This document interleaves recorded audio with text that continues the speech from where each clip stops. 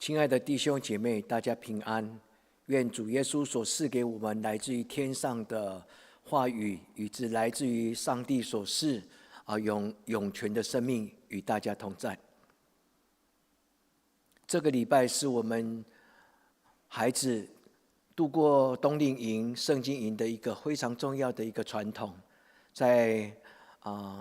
冬天这一个季节，教会的孩子经常会一起读圣经。这一次的圣经营当中，我的孩子给我一个主题，他要求我跟他们谈一谈生命当中的抉择。我觉得这一群孩子已经能够思考自己的将来，我为他们的高兴。所以我在主日当中邀请我教会的弟兄姐妹一起来陪伴，不只是牧师在教导他们的孩子，作为家长的能够跟教会一起来陪伴孩子。各位弟兄姐妹，让我们在今天的主日当中，我们能够从主耶稣基督的话语来问，我怎么样跟自己的孩子谈到生命的抉择。各位弟兄姐妹，如果我们对圣经有足够的认识跟熟悉，如果我们对耶稣基督的教导也曾经下过一点的功夫，大概我们不难的了解，主耶稣基督其实他谈到的人应该选择上好的最好的生命，而不是在这个世界上选择次要的东西。所以在今天的主日，我要跟各位弟兄姐妹一起为你身边的人，特别是为你自己，也为了你的孩子来做祷告。在我们的生命当中，我们如何从神的话语得到造就？当孩子要求我在圣经营里面跟他们分享上帝的话语，如何从圣经的教导跟圣灵的帮助当中来学习，成为一个懂得为自己生命当中选择那种最重要的。因为我们的生活其实从年轻一直到年老，每一天其实人都活在一种选择。早上起来选择穿什么样的衣服，那用餐的时候选择吃什么样的饭，要吃什么东西。其实生命当中充满了许多的选择。如果我们仔细来发掘，我们的人生当中有些选择其实并不是那么的重要，但是如果我们用一生的角度来思考，的确我们的生命当中有许多非常重要的选择，它不只是影响我们一个阶段，它影响了我们的一生，甚至影响最后我们面对上帝时的态度。愿神自己对我们讲话，就如同作为一个牧师，能够环绕在被孩子要求，在孩子的身边来跟孩子讲神的话语。因为我看见许多的年轻人，包括我自己在年轻的时候，其实我们的选择其实非常有困难，而且我们所选择的并不一定是在我们生命当中是绝对有影响力的。如果是绝对有影响力的选择，那我们岂不应该更执着、更用心？如果不是对我们一生当中有永恒价值的、有绝对的影响力的东西，那斤斤计较其实也是不必要。求上帝赐给我们眼光，能够从神的话语跟圣灵的帮助当中，我们有新的眼光。那今天的分享，我有一个从心里面的一个感动，我要跟各位弟兄姐妹说一句，应该是圣灵对我讲，也是对你们讲的。各位弟兄姐妹，你配得神所给你，神为我们预备最好的生命。你配得，我深深的觉得我的生命真的是配得神的应许。曾经在年轻的时候，圣灵感动，让我从心里面呼应那个感动，我就回应神说：神啊，不是最好的生命我不要，不是最好的选择，不是最好的生命，上帝啊，我不要。神的确是聆听了我的祷告，让我的一生当中是真的好像一种赞叹，天天的、年年的与神同行。各位弟兄姐妹，让我们在神的面前来领受上帝所赐给我们最好的生命。也愿我们今天的聚集、祷告跟攻读神的话语，圣灵将自己的话语告诉我们，也让我们明白什么是我们生命当中最重要的选择。俗话常常说，男孩子最重要的就是选择他一生的职业，那女孩子最重要的就是选择一个好的夫家，就是找好的一个对象，然后能够终其一生的一起编织家庭，过幸福的生活。其实会对的，这是非常重要的选择。但是身为一个基督徒，我们在真理与生命这一条旅程过程当中，我们发觉其实有比这种选择更重要。那我回到耶稣基督的教导，耶稣曾经跟他的身边的人说，玛利亚已经选择了上好的福分。如果你熟悉耶稣基督的教导，你一定很记得上好的福分到底是什么呢？各位弟兄姐妹，就是渴慕神，能够屈膝在耶稣基督身旁，什么都不做，不如马大。其实各位弟兄姐妹不应该轻看马大，但是耶稣最怜悯的就是马大，其实他渴望将最好的也给马大，所以他跟他谈到说，玛利亚已经选择了最好的福分。各位弟兄姐妹，其实耶稣不断的用天父的话语来教导他身边的人。那我用马太福音第6章第31节，耶稣对他身边的门徒谈到这件事情，他说，不要忧虑吃什么穿什么喝什么。耶稣说，这种的祷告跟这种的抉择是外邦人。各位弟兄姐妹，耶稣最主要告诉我们，如果我们是属天的孩子，其实不应该只眼睛专注着这世界上的一切需求。耶稣没有苛责，但是耶稣带着一种期待，他愿意所有他身边的门徒，包括天父的孩子，都真的能够明白，神希望我们能够成为天之骄子，神天上的父希望我们成为他的天之骄子，让我们能够转离这世界所求。我们如同保罗到他顿悟之后，在圣灵的帮助之后，不论是保罗或者是以今天的以希伯来书的作者，他们都深深的知道信仰是会改变一个人。所以各位弟兄姐妹，让我们今天安静下来，倾听圣灵的话语，不只是听牧师的讲道，而是能够真正的倾听圣灵在你内心当中对你所祝福的这个应许的话。主耶稣说，不要烦恼吃什么穿什么喝什么，当求他的国跟他的义。这一句话不是将一种枷锁，就是信仰的责任使命跟诫命来强加诸在一个信仰者的肩膀上。其实这不是枷锁，这反而是一个祝福。因为耶稣基督来到这个世界上，是要带领我们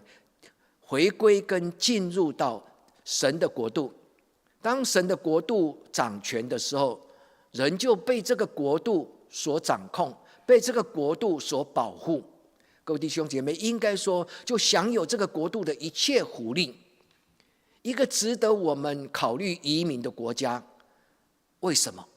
当然，身为人追求理想国度跟理想的环境，生活的环境是天经地义的。我们没有办法选择父母，但是我们能够选择我们要哪一个国籍做我们的国籍。各位弟兄姐妹，耶稣告诉我们的就是，当神的国度降临在地上如同在天上，那个国度是充满了平安跟喜乐，当然还有更多的应许跟预备，不是我们三言两语能够讲得清楚。但是耶稣提醒我们说，在你的人生当中要记得，要先求他的国度跟他的义，就是追求善良、圣洁、良善、荣耀、尊贵。以至于耶稣教导他的门徒最后的祷告结束之前，他说，因为国度权柄荣耀，因为国度权柄荣耀都是你的。各位弟兄姐妹，耶稣做这个阿们，意思就是神愿意将他的国度权柄跟荣耀，让一个平凡的人能够享有这个国度的这个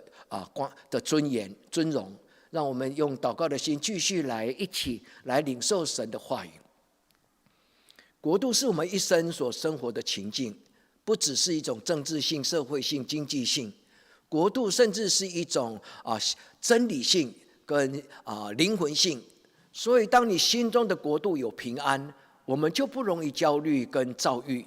我们的心里面就会有神的灵的掌权。各位弟兄姐妹，当神将他的权柄赐给我们的时候，我们就有权柄能够驱逐那个黑暗的权势，我们在一生当中就享有光明，就成为神光明之子。这就是耶稣基督的应许，也是耶稣基督的邀请。耶稣基督从天上带来的就是弥赛亚的天国的这种生命的权柄。让我们在今天的礼拜当中，我们安静的让圣灵来倾诉天上的荣耀。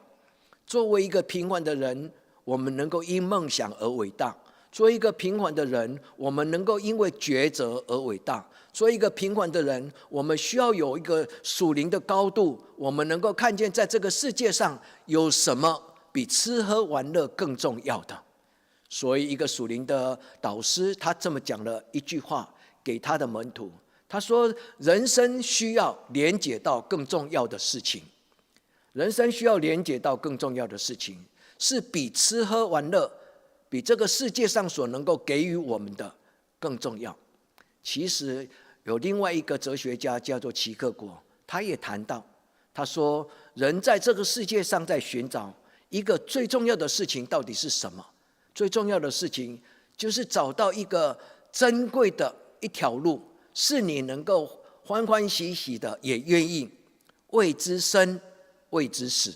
找到重要的事物，是一个小孩子变成有价值的成人，有贡献有影响力的人，他必要的一个智慧。愿圣灵将这种智慧赐给我们。各位弟兄姐妹，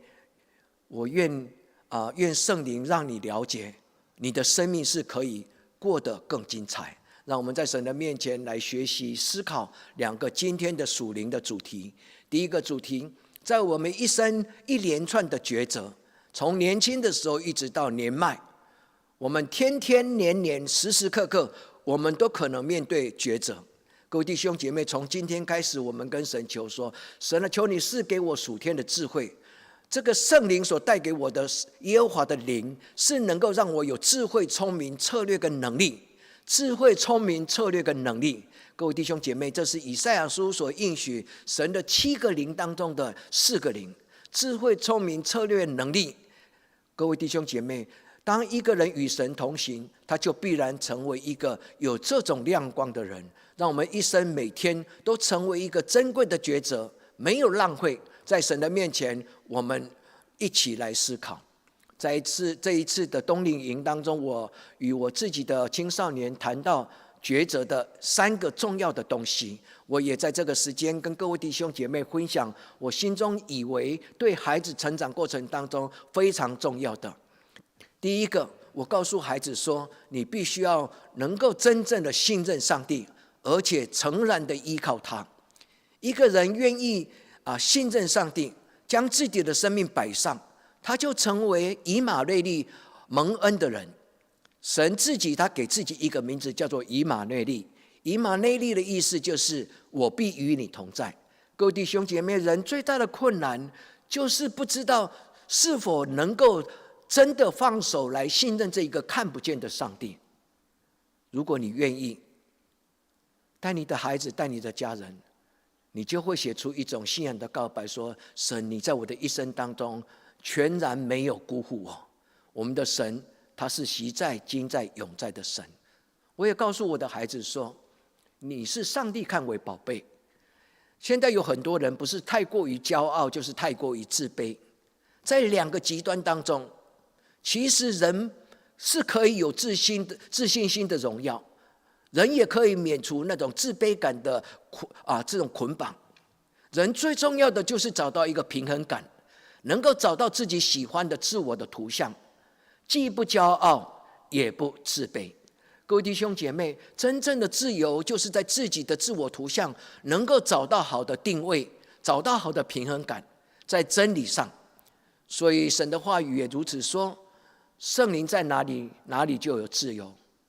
真理必使你们得自由。各位弟兄姐妹，在真理的里面，我们找到了图像。因为神早在他自己的话语创造了我们生命的时候，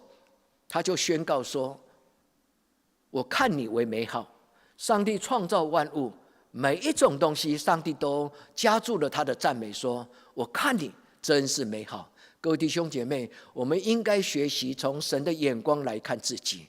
今天的时代，有许多人对自己不满意，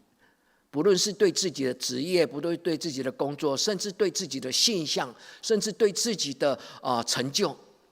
这是辛苦。其实我们的天父上帝并不希望。并不需要我们能够提供什么样的证明，告诉他说我们是配得他宠爱的。各位弟兄姐妹，神看我们早就是看我们为他的孩子，看为宝贝。所以自我图像是一个人生命当中非常重要的一种看见。第三个，我们在选择的过程当中有另外一个选择，就是选择活出美好。我不浪费我的一生。所以齐克果说，选择一项能够为之生为之死的事情，就是有什么样的投资，有什么样的一个生命的祭坛，有什么样的人生的舞台，是我能够用我一生的努力来换取它，哪怕是流泪流汗，我都愿意，因为我知道在这个舞台上，在这个祭坛上，我必享有精彩的生命。各位弟兄姐妹，这是我跟大家分享。我也深信有更多美丽的图像，也愿圣灵亲自告诉你。但是让我们进入到今天的经文，我们今天所一起领受的经文，有一段的经文是记载在诗篇第63篇。那另外一段的新约的经文我引用的经文是在希伯来书第11章。诗篇大卫很清楚的告白，他因为瞻仰望神的能力跟荣耀，他的生命被转化。他也因为神的帮助跟圣灵的感动，他知道自己的受神的创造是荣耀是尊贵的。他说他深深的明白他的生命的源头跟神的创造是何等的奇妙。各位弟兄姐妹，让我们跟上帝说，天父上帝，你是给大卫的，我也要有。然后我们进到新约，是因为我们知道主是习在、今在、永在的，他是习在、今在跟永在的。所以我在礼拜分享经文的时候，我有一个来自于我的老师所教导的，我经常希望我经常习惯引用的有旧约跟新约的对照，因为能够提醒我说，神过去所做的，将来也会做；神过去所做的，今天必然也做，将来也会做。所以新约如此讲，旧约如此讲。在新约希伯来书第11章，其实它所有的内容，也就是在谈以色列人2000年的历史，就是从挪亚一直到耶稣基督的降生。这2000年的历史当中，有许多犹太人尊为他们的民族当中非常荣耀的属灵的典范。所以希伯来书其实就是谈到这些典范，他们如何经历神他们如何在神的祝福的当中活出美好。所以希伯来书当中谈到了10件事情是非常美丽的，更美的应许，更美的契约，更美的盼望，更美的事。今天我不足以时间不够，我能够将这10件事情都跟各位弟兄姐妹分享。但是简单一句话，神所赐给我们的，我们配得的就是更好的生命。这是希伯来书留给所有的他的犹太教会的弟兄姐妹，因为希伯来书是写给从犹太教进入到耶稣基督救恩天国福音的信息的犹太人，他是写给当年在罗马的这些从犹太教转化成为一个基督教，或者说能够超越原来明白只是一个拣选的民族，变成一个永恒的普世的一个家族。希伯来书第11节当中隐含了一句非常强烈又充满了奥秘的一句话，他说我的祖先因着信。各位弟兄姐妹好不好？今天我跟大家分享之后，你能够回到第11章，你看到许许多多的这些犹太人的生命的典范，信仰的典范。这一篇11章里面记载一个很重要的一个100钥匙关键，因着信他们的选择改变。我举一个例子，这里面谈到了摩西原来已经蒙恩宠，成为法老王的贵族当中的孩子其中的一个。他被埃及的公主所收养，所以照着圣经的记载，他成为埃及法老王身边的一个重要的一个贵族的孩子。但是希伯来书说，摩西因着信仰，他宁可选择认同他的奴隶的身份，他宁可选择认同他们苦难的同胞，他宁可选择上帝，因着信，他放弃了荣华富贵。各位弟兄姐妹，因着信是信仰的价值选择，是我们做选择最重要的智慧。盼望我们能够通过希伯来书今天的教导，我们能够如同2000年前这一个信仰的前辈告诉我们，不论生命的环境如何，我们绝不因为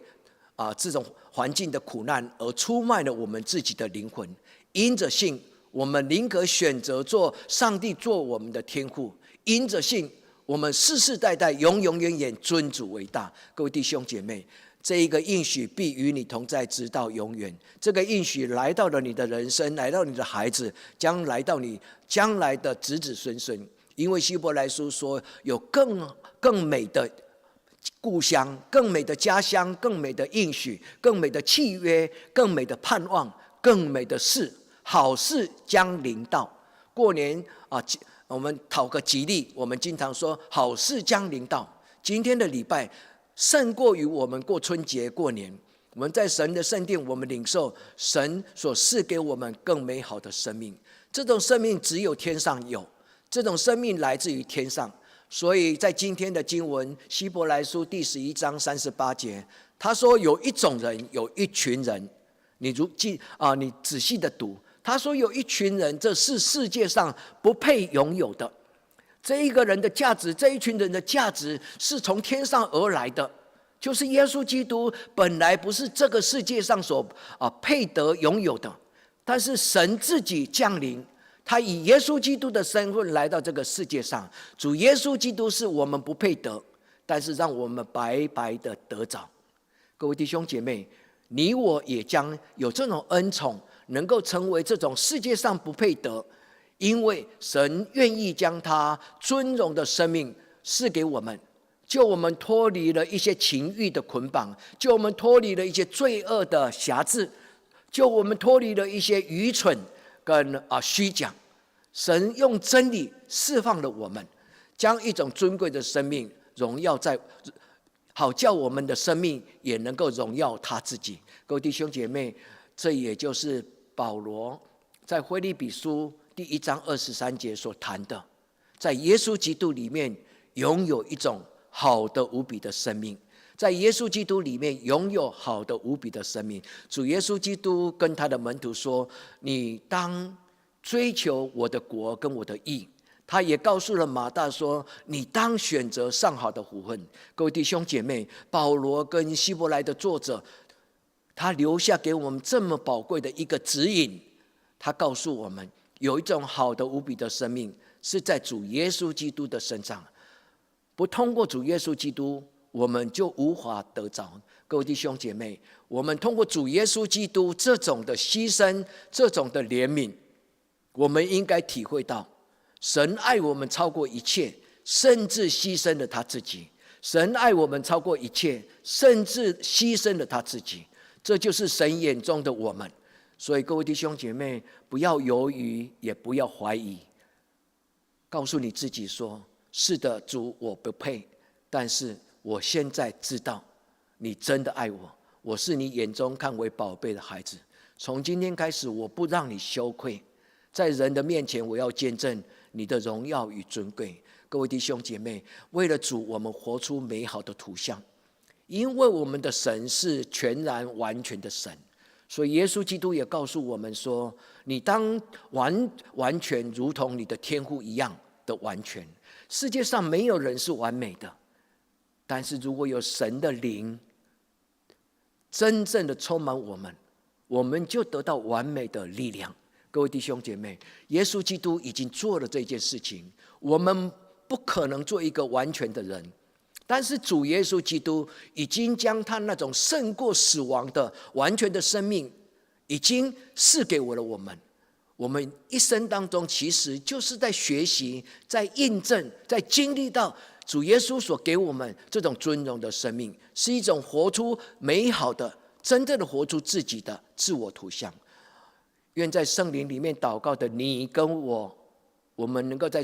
我们的一生当中拥有一种新的眼光，能够用一种盼望的眼光来看自己人生的前途，用一种怜悯的眼光来看自己的软弱。各位弟兄姐妹，神与你同在，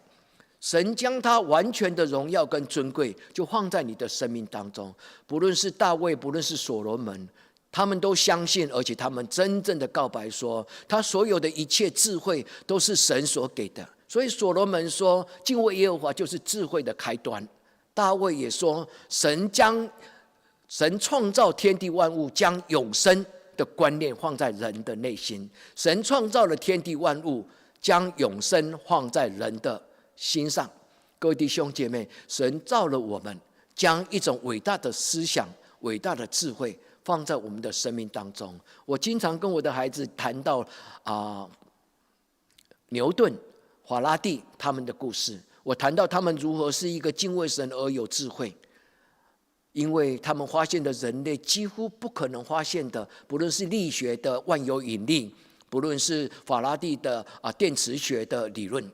各位弟兄姐妹，谁能够真的拥有这种超越形体的形而上的去看见那些看不见的电磁场跟电流？各位弟兄姐妹，在人不能，在神都能。当我跟孩子谈到这些伟大的科学家的故事，有时候孩子会觉得气馁，因为他连数学都搞不通。但是各位弟兄姐妹，我们应当鼓励我们的孩子，我们不一定会成为一个伟大的科学家，但是我们可以看到神所造伟大的事情，让我们一步一步的慢慢走。且记吃什么、喝什么、穿什么，这是人在人生当中必然的需求。所以神并不否定这些东西，所以耶稣也教导了他的门徒说，你当求每天的饮食，我的日用品，我每天所需求的，就如同在旷野40年的玛纳养活了以色列这个民族。各位弟兄姐妹，上帝没有否认我们的需要，耶稣也没有否认这个需要，但是这些需求并不是在我们生命当中最重要的。就好像中国有一句话，他在文学当中他说，我不为5斗米而折腰，我不为吃喝穿来出卖了我的灵魂跟我的人格。各位弟兄姐妹，所有的民主宗教其实都是这样子，让我们在神的面前来谈谈自己内心所认知的真理。所以第二个，在今天做抉择的时候，我要跟各位弟兄姐妹，我们用一种祷告的心来问希伯来书，因着信这些人的抉择，到底他们信了什么？在圣经里面，保罗说信望爱。犹大在他的犹大书里面，他谈在至圣真道上造就自己，在圣灵里面祷告，保守自己在神的慈爱怜悯当中。各位弟兄姐妹，因着信，这些人改变了。那我要跟各位弟兄姐妹做一个反省，这些人改变了，他们看见了上帝的荣耀跟上帝美丽贵重的图像，接着他们看到自己生命的受造，它是具有美丽的图像。各位弟兄姐妹，不论是摩西，不论是大卫，这些人的生命，他们看到了上帝的荣耀跟自己的尊贵。且让我来为大家读这一段的经文，诗篇第139篇第14节。大卫说，我要称谢你，因为我生命的受造是奇妙可畏，你一切的作为何等奇妙，这是我心里深知的。各位弟兄姐妹，让我们在神的面前真的摆上我们自己，我们跟神在圣灵里面祷告。你问你自己，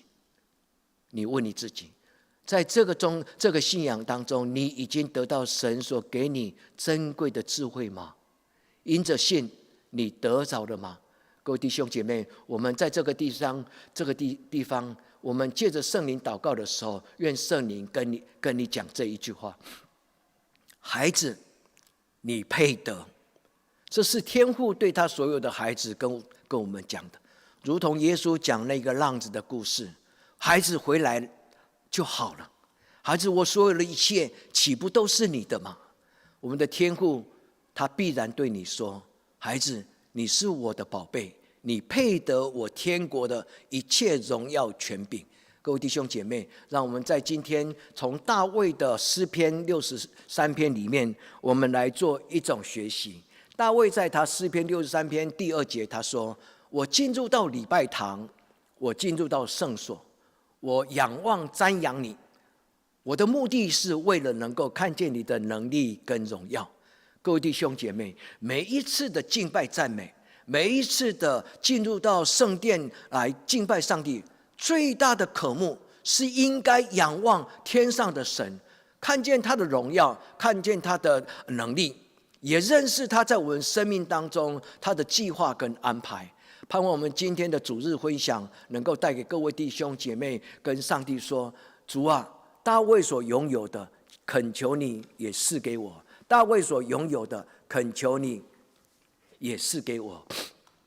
大卫在礼拜堂里面看见了上帝的预备，所以他说：我看见你的慈爱。在这一句话呢，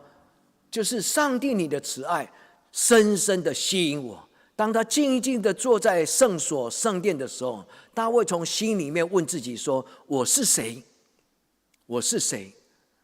神啊，耶和华我的上主，我是谁？怎么配得你的宠爱？你让我得到如此尊贵的身份。我的家族本是即将灭亡的亚兰人，我的家族本来是游牧民族，是一个弱小的支派。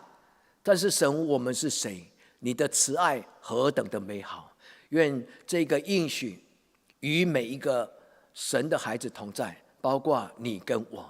我要一生高举我的双手，我们要一生高举我们的双手来赞美神，我们要一生来举起神所赐给我们湖杯满溢的权柄。我们要一生如同在守圣餐的时候长老将耶稣基督的杯能够带到他身边的弟兄姐妹。各位弟兄姐妹，上帝所给我们的生命的杯，就是让我们彰显在这个饥渴的世代与人分享的祝福。让我们在神的面前跟你的孩子跟你的家人说，因着神的恩典，我们配得神的祝福。在最后，我要邀请各位弟兄姐妹，我们同心来祷告。天父上帝，我们听了属灵的长辈他们所留给我们记载在圣经这些可贵的应许，我们心里渴慕。我们在你的面前恳求你帮助每一个我们今天一起来到你属灵座前施恩宝座前的弟兄姐妹，我们恳求你将属天的恩赐在今天赏赐给我们，将你荣耀的生命穿在我们每一个人的身上。感谢赞美你，祷告奉耶稣基督的圣名求，阿们。